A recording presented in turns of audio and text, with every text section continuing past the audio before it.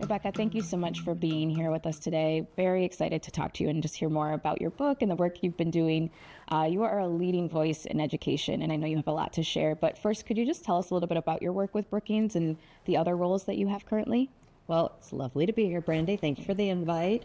At Brookings, I run the Center for Universal Education, which does research and policy advice and convert evidence into tools that are actionable for policymakers and practitioners around the world. We work in 70 countries, including the US, and we work with everybody in the education ecosystems, jurisdiction leaders in government, civil society organizations, teacher orgs, parent networks, youth groups, funders, donors, anybody who has a hand in helping improve young people's flourishing. That's what we do. And you're a lead on a global task force around AI in education as well, correct? And you all just released a report. Yes. I started reading it. It's quite thorough. 200 pages. All 200 pages. There's an executive summary. I think I'm a quarter of the way in. I got the executive summary and I was like, I need to dive in more. But could you give us a little bit of an overview of the report and the findings? Yes. So for the last year, I've chaired our Brookings Global Task Force on AI and education. We were focused on generative AI and K-12 students. It was really focused on the student experience, much less on can generative AI provide really helpful administrative back office support for bus schedules and things like that, which obviously it can. And our goal was to really ask the question, we were really curious, are we headed in the right direction with generative AI and students? We looked at all the potential risks, at all the potential benefits, because it is early days, but lots of evidence is emerging. But even more than that, we know from child development research and learning science what students need to learn and develop well. And so we were really comparing against that. And our basic headline, after looking across 50 countries, is that we are headed in the wrong direction currently. The risks really seem to overshadow the benefits, not because there are benefits from really narrow generative AI use for teachers to help with creative lesson planning or leveling reading materials in their classroom, perhaps for neurodivergent kids, helping kids around the world gain access to teaching and learning who are out of school, these types of things. But the risks are pretty bad. And they're from what we would call wide AI use. So, unfettered open dialogue with frontier model chatbots and AI companions that are not designed for kids and are not designed for learning. And the risks, and it's not just a potential risk, it's also starting to happen, is undermining kids' cognitive development, social emotional development, degrading trust in the teaching and learning relationship, a lot of dependence. We heard so many kids saying, gosh, I can't get started anymore on my homework without it. What do I do without it? Wow. Those risks undermine kids' thinking and learning ability to even take advantage of the benefits. So that's why we came to that conclusion. Wow. And I think that cognitive development and that engagement piece it's something we're keeping an eye on. Everything that Wayfinder does is around supporting students to be, fully engaged, empowered students in their communities who feel safe, who feel seen, feel heard, who feel like they're pursuing something that is purposeful and meaningful. And I know that's a lot of work that you do as well around engagement. And you are also an author. So could you tell us a little bit about your book that you co-authored with Jenny Anderson, The Disengaged Teen? Yes, this was a really fun project. We spent 3 years going across the U.S., partnering with the wonderful nonprofit Transcend on very large-scale national survey work with teachers and parents, and followed 100 kids. And it really started from my own experience as a mom, actually, where I misjudged which of my kids were engaged in school. And I was very surprised. I saw that it was all revealed in COVID. And I thought, wait a minute, if I can't tell which of my kids are engaged, this is more complicated than I thought. And we really basically came to the conclusion that it's not just engaged, disengaged. Kids show up and engage in their learning in 4 different ways: passenger mode, coasting; achiever mode, trying to be perfect; resistor mode, running in the opposite direction; and explorer mode, which is where they are in it for the learning, not just necessarily the grade at the end, and are incredibly resilient, building lots of good skills for an age of AI. So that was a real aha moment for us. Wow. And I love thinking about how to, because Explorer mode is the mode that we want our students in. And I loved how you, in each of the chapters, kind of outlined each of the modes. And you also gave kind of recommendations on how to move students into Explorer mode if they're in one of the other modes. One of the other things I thought was interesting is that in the book, you took the 4 modes and you actually placed them on a matrix. One axis was engagement, and the other one was agency. So agency is one of Wayfinder's 6 core skills. It's definitely something that we recommend that educators are working on promoting in their students.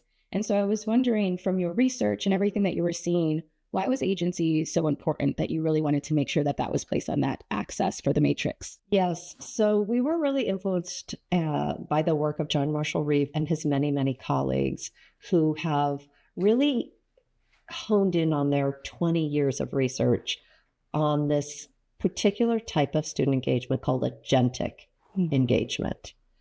So that agentic engagement is when kids not only show up, they're behaviorally engaged, they're listening, they're doing their homework, which, by the way, most adults, that's what they index on the student engagement. Kids are also interested in what they're learning. That's, emotional engagement. They feel they belong. They're also sort of connecting the dots and have persistence. That's cognitive engagement. But you can be quite passive and just be sitting and waiting to receive instructions and be emotionally, cognitively, and behaviorally engaged. So kids who are agentically engaged are influencing the flow of instruction to make their learning environment a little more interesting, a little more supportive to themselves. So they're saying, hey, can I write my paper on this topic? Oh, could I study with a friend? Or, oh, I'm really interested in this. Could I get a little more reading on that? And there's a really positive, virtuous cycle with teacher-student interactions. The kids who are agentically engaged, teachers give them more autonomy, more interesting work, and then the kids get more excited, and it's more fun, and they're more engaged. And it's this very virtuous upward cycle. And we really brought this in because, one, the evidence was very strong that when you're agentically engaged, you actually get the best grades in the school. You are not sacrificing academic rigor or achievement. But on top of that, you're happier and you're developing these proactive learning skills that we really think are essential in an age of generative AI, where so much of the core traditional tasks of schooling can be done by a machine. Kids are going to have to be agentically engaged when they leave school to wayfind and navigate their way through this changing sea of technology. Wow. So what I hear you saying is no longer is sitting, receiving, getting good grades the benchmark for good engagement. That you really are encouraging that students have voice and choice, that they're asking to maybe do their assignment in a different way. That I think that's so important. And that's something that we talk about too when we're talking about agency within our students, about the ability to ask for help, the ability to, say, hey, I don't understand this, or could I get some extra time? And then also the ability to have a say in their learning environment. And so many times you see students who actually, I was an adjunct teacher for a moment, and I at the college level, and saw my students who needed very clear step-by-step instructions and were not really capable of taking a project and making it their own. And then you take that and you think about career, and what does that look like when you're in a job and you need step-by-step instructions? Exactly. No manager wants someone who's working for them that needs exact instructions. So it definitely, gets exacerbated as you get further into your career. The difference between achiever mode and explorer mode is a really tough one. So many people, adults, teachers, educators, and many times college admissions officers, although I would argue, parenthetically, the college admissions officers are really looking for kids in explorer mode. But kids in achiever mode are knocking it out of the park. They're getting great grades. They're doing everything that was told to them that they should do to be successful and to climb the sort of educational ladder. The number one thing that kids in achiever mode told us bothered them about school when they had a bad day. Can you guess what it is? No, it was my teacher didn't tell me exactly what to do to get an A. Oh, wow. I'm so pissed off. Wow. So that is what we are training our students for. So we need to shift the whole system to reward explore mode. And you bring up a point which is true. Kids can be in explore mode in small ways.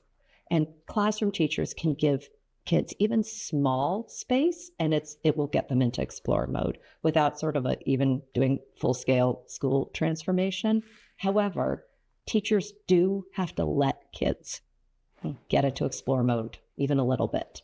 And if they really shut it down, it can be very, very frustrating for kids. I love that you say that, because one of the things that we hear from teachers is there's such a focus on academic rigor and testing, and there's so much pressure on teachers that they often don't feel like they have the time or the space to give that flexibility. But what I hear you saying is that even if you do it in small ways, it will have an impact. And one of the things that Wayfinder focuses on is our curriculum helps to give teachers language and a framework to support that explorer mode in a way that they may not have, and they don't have time to create for themselves. Right. And so how do you create those small moments in the classroom where there's voice and choice, where you give them the ability to kind of think critically and make a decision for themselves, so that they're able to, as you said earlier, wayfind their way through their K-12 experience, because that really makes a difference once they get to post-secondary. By the way, we heard when you were talking in a few different interviews that you talked about how you want students to be wayfinders. We were very excited to hear that. We couldn't agree more. That's obviously something that we're very heavily focused on, and the reason why we named our company the way that we did. Could you explain the sentiment behind wayfinders, why you chose that particular phrasing and how it relates to the modes of engagement? Well, we were initially thinking about naming explore mode like Wayfinder or Navigator. So what we saw in the research, and kids who got to have explore moments throughout their week, for example, they were building what we in the book call explore muscles. So you don't have to be in explore mode 24/7. Sometimes you just need to buckle down and study for your test. I have teens, and my son who wanted to go get his learner's permit. And I said, well, you really need to be in achiever mode. I'm not going to go down there and make an appointment, and you didn't study for your learner's permit test, and then you fail, and I have to make another appointment. It's a pain in the Department of Motor Vehicles. So get in achiever mode and study for it. So there's a place and time for everything. And what we really wanted is for kids to make sure kids spent enough time in explore mode that they developed explore muscles and habits, because we found that less than 4% of kids said they regularly had schooling experiences where they were in explore mode. So that is a big red flag for us. And what we meant is we want people to be able to leave school and have enough initiative and resilience that they can weather the changes and storms that come. They do not have to sit and wait for someone to tell them exactly what they have to do to get an A in the workplace, or exactly what they have to do to get an A in college. And indeed, we found many kids who were in achiever mode and couldn't quite flex into other modes like explore mode in college really fell apart, because you have to be totally independent, and no college professor is necessarily going to sit you down and say, here's exactly what you have to do over the next 4 years to, be a rock star. You have to figure that out yourself. So that's what we need. Kids need to practice figuring things out for themselves in order to be able to figure things out for themselves. Absolutely. And one of the other things I think is key there is that intrinsic motivation. And so obviously your son was very motivated to go and take this test, to do well, to get his permit, and eventually his license to drive. And there's a lot of meaning and pride in being able to achieve that. Yeah. And so what does that look like to translate into the classroom when you have so many students that are potentially in achiever mode and they're just checking boxes and getting gold stars? Or you have resistor mode where they're completely, checked down and perhaps, exhibiting behavior that's telling you something. It's telling you this doesn't feel relevant. I don't feel seen. And we hear that a lot from students as well at Wayfinder.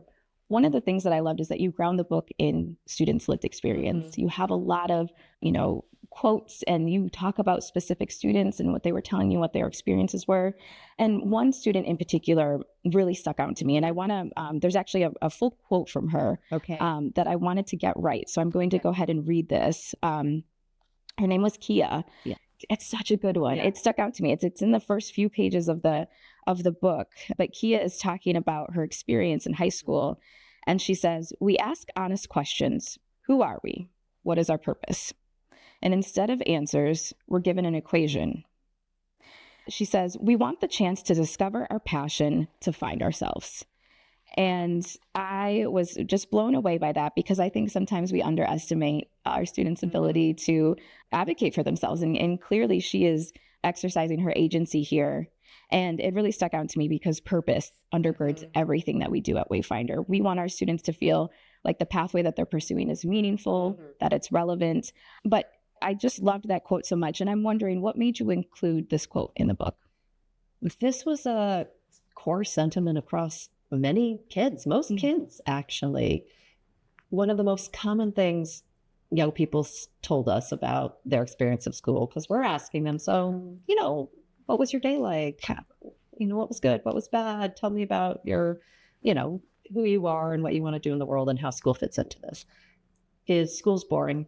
I don't see the point. And I think it's not because they don't need to learn what we teach them in school. It's because we do a very poor job connecting their academic learning to how it is used in the real world, how they themselves can take action in the real world. And just as adolescent brains are firing up and trying to figure out where they fit in, who's their tribe, and how can they uniquely contribute to it, what researchers call standing out to fit in, we are all of a sudden giving them a whole series of siloed subjects with sort of clear benchmarks and academic testing for one purpose, really, which is to prepare for entrance to higher education. And really what we should be doing is helping them connect what they're learning to problems in the real world, helping them learn the knowledge. Yes, do not skip that step, particularly with generative AI. I'm worried about us skipping that step, but make it more rigorous by having them work together to apply that knowledge to solve a problem in their school, in their neighborhood, in their community, in their country, whatever it may be. That creates real meaning. That creates a canvas through which young people can explore their interests. And that's what we need for them to do. We want young people to try to find something that lights them up. We talk about Peter Benson's incredible work on helping youth find their spark. And that's really what we want. And to find their spark, they've got to get out there and try things on. And when kids find their spark, they really do become unstoppable. I think most adults, and I put myself as a parent here, but also educators, social workers, coaches, we underestimate teens' capacity. We came across this research that showed that teens in the US are subject to twice as many rules as incarcerated felons. And again, that kind of blew my mind. But if you think about it, they have to ask when they could stand up, when they could get a book, when they can go pee. Like there's a lot of confines that we've sort of forgotten about. And if we're trying to prepare young people to be constructive citizens who are able to form good relationships and contribute to society and find things they're interested in and have a meaningful life, we need to give them some space to practice doing that and fall down, and we'll be there to support them and help them get back up on their feet. It's all part of the learning process. You don't come out the other side without going through that journey. Absolutely. And I love that you said give space to practice, because that's one of the things that I talk about whenever I'm talking with districts about Wayfinder, is that Wayfinder can be a low risk opportunity for them to practice these skills before they even apply them in an academic setting. So as an example, I'll say, you have a big group project coming up for your students this semester. Do a few activities and lessons around collaboration. make it playful, make it give them just space to try to work together and experience what that's like before they go into the group project. It's a great idea.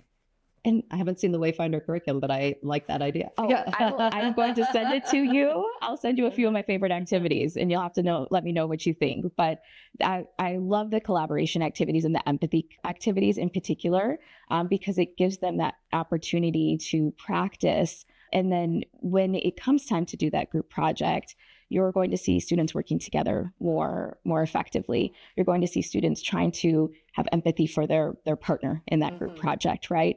And you'll see better results. And so that's where that academic connection comes in. And if you make small spaces for that throughout your day, you're going to see the results tenfold. If you make space for students to have empathy and to build those skills, you're going to see less disruption in your classroom, less behavioral disruption. So you're actually going to get some time back. Yes. The goal, right? Yes. I think that they're the most common worry, and it's a totally legit worry by school leaders, jurisdiction leaders, educators, adults in the building is, oh my gosh, if I let kids get into explore mode, it's going to derail things, and I don't have time.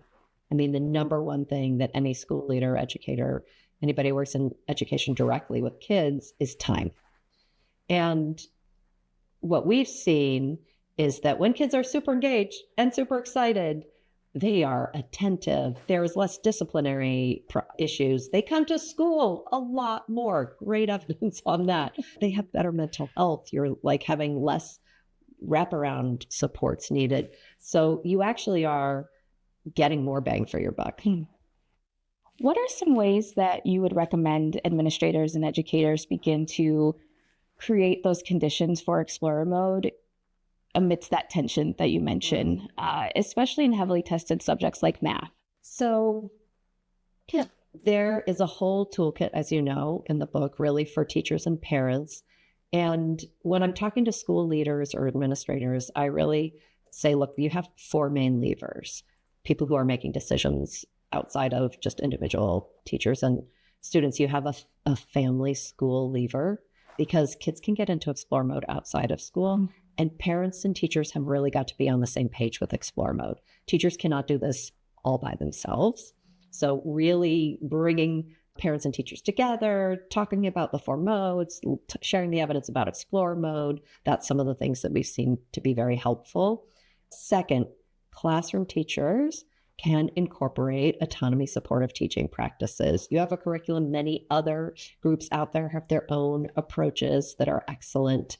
And there's a lot of evidence-based teaching practices that give small little opportunities that classroom teachers can use. Things like, framing up a topic. Oh, today we're going to talk on the solar system. Before you start and launch into what the solar system is, pausing, could be for 2 minutes, and asking, does anybody have any questions about the solar system? Is there anything you're curious about?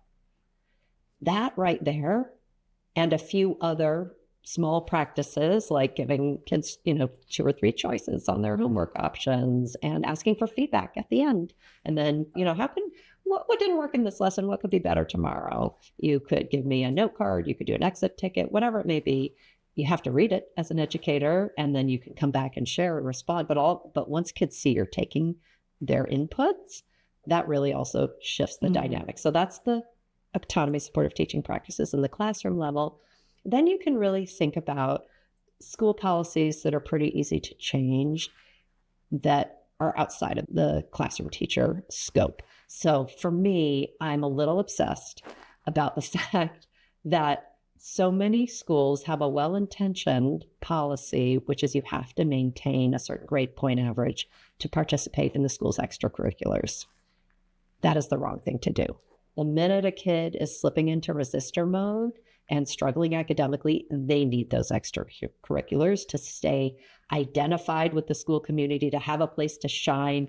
And we know that engagement and explore mode and interest in one area, even if it's drama club or football team, eventually spills over into other areas. So I really think we should have a national campaign to say, no, Of course, you can have attendance requirements or behavior requirements, but not academic requirements, because those kids in resistor mode often have poor academics and really need the extracurriculars.